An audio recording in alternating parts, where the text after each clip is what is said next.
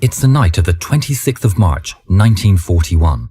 The battle for Greece is on, but in Suda Bay, the Royal Navy sailors are sleeping peacefully. The main Allied anchorage in the Mediterranean island of Crete is incredibly well protected against attackers. It has 3 lines of nets and searchlights that regularly sweep the harbour. And if anyone was foolhardy enough to try a raid, several coastal artillery batteries would finish the job. No Axis naval unit would be foolish enough to brave these defences, except for a team of 6 very determined men. Today's video is sponsored by Magellan TV. Magellan TV is an amazing hub of documentaries and has the richest and most varied content that specialises in history. There are a ton of documentaries we could have shown you extracts for, but we loved the Battle of the Alps. Like today's video, stories of extreme heroism fascinate us, and the Battle for the Alps definitely ticks that box. As France collapsed on all sides, it was attacked from several directions at once. The Alpine troops, though, stood their ground to protect their homeland. The Alpine troops fought against Italian infantry for several days, during which the infantry lost over 6,000 men, with only around 100 losses on the French side. It's an incredible story of bravery where tough men use the inhospitable mountain environment to their advantage. Please check out this amazing story on Magellan TV. Magellan TV's mission is to tell the great stories that have shaped humanity, and Magellan has over 3,000 documentaries to choose from, including a bunch in 4K, with new ones added each week. Magellan TV works on any device or connected TV, and especially for Yarn Hub viewers, you can get 1 month for free. So if you are passionate about history and would like to support the channel, then please click the link below and take a look at their outstanding content. At 5 minutes to midnight, with no moon and calm seas, 2 destroyers of the Italian Navy drop 6 motorboats some 10 miles northeast of Suda, and from there the small vessels in single file, silently and stealthily, make their way towards the Allied harbour. At 2:30 AM on the 26th, the assault teams reach Suda and sight their first obstacle, a British destroyer patrolling the entry of the bay. Unseen by her searchlights, the teams with their hearts racing slip by unnoticed. At 2:45 AM, the mission commander, Naval Lieutenant Fagioni, reaches the first barrier. The men take turns to lower the buoys as their motorboats sail through quietly. After what seems a lifetime, the 6 craft have negotiated all 3 barriers. They're in the lion's mouth. They are surrounded by the enemy, the point of no return. Slipping into the darkness, Fagioni decides he should get as close to the targets as he can to get his intelligence. His motorboat hums away at minimum speed, and the men are left to their thoughts. Time is passing on, and with dawn rapidly approaching, the men are nervous. Thankfully, they hear the gentle noise of the engine as Lieutenant Fagioni looms out of the darkness, smiling. There are some big fish to be had tonight. Sub-Lieutenant Cabrini and Chief Petty Officer Tedeschi will attack the heavy cruiser HMS York. Chief Petty Officer Bacciati will take care of a large oil tanker, the Pericles. Fagioni and Master Gunner DeVito will wait in reserve and strike at the York should anything go wrong.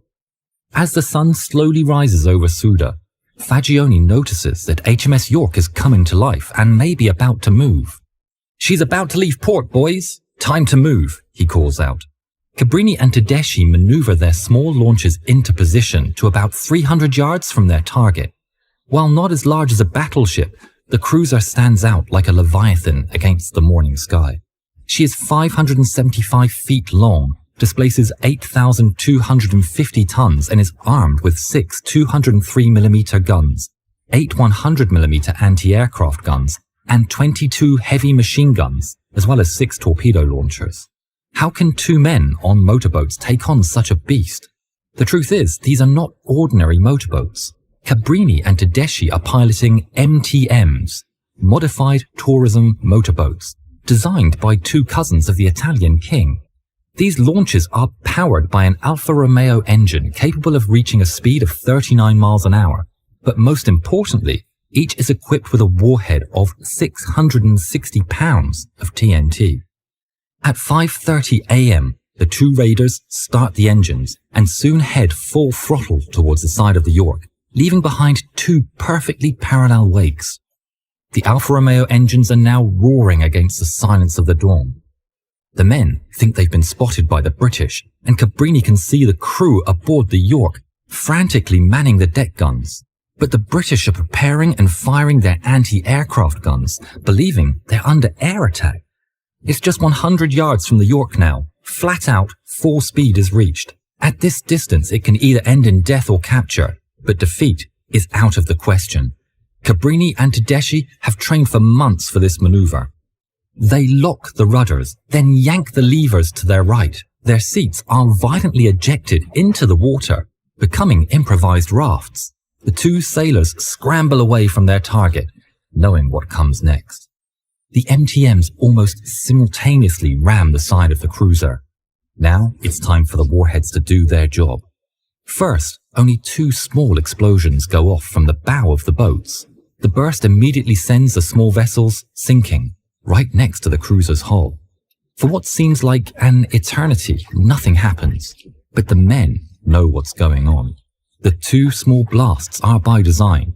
They're needed to send the MTM's bows underwater.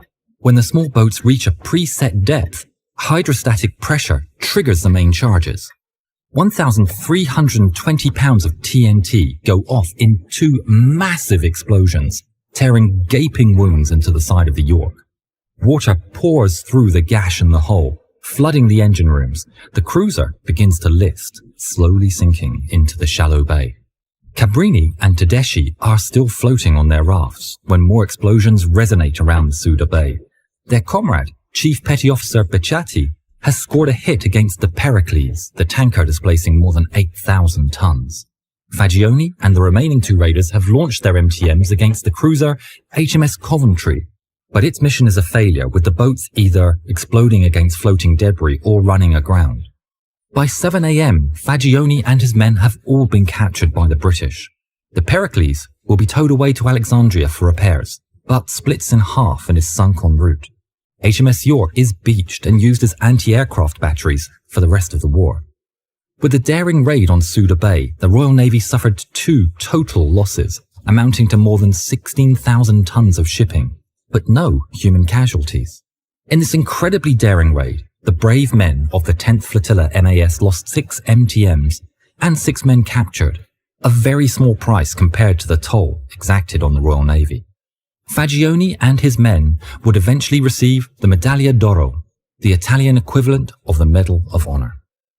If you haven't yet, please subscribe to the channel and please watch more videos of ours. Thank you.